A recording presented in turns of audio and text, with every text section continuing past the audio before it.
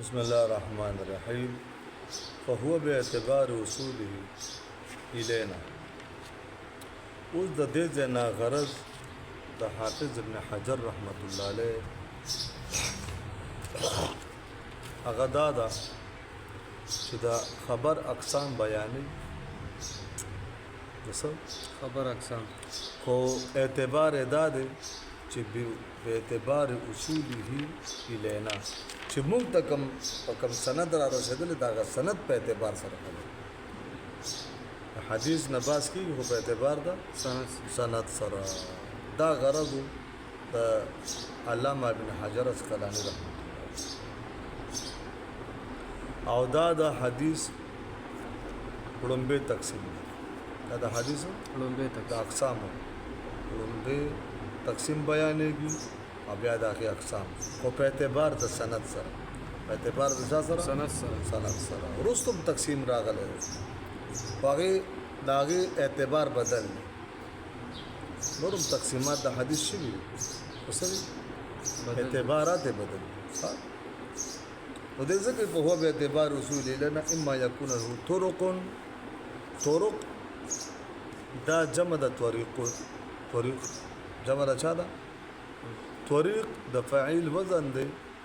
کله چې د فاعل جمع د فعل په وزن راشي چا په وزن فعل د دینه مراد جمع کثرت او چې کله د افعلتن په وزن راشي د فاعل جمع په وزن راشي افعلتن جمع قلت په مراد نو ابن حجر اسقلانی رحمت الله علیه فرمایي چې ما په متن کې طرق ویل دي او دا جمع د طریق ده نو جمع کثرت ته مراد جمع کثرت اطلاق پسو باندې کیږي یو قول دا د چلس او د لسونه زیات او د جمع قلت اطلاق د درونه تر نه پورې دا یو قول دویم قول دا دی چې د جمع قلت اطلاق دا د درونه نه پورې او د درونه لسو پورې او د جمع کثرت اطلاق د لسونه زیاتو باندې نو دا ښکاري چې د ابن حجر اسقلانی رحمت الله علیه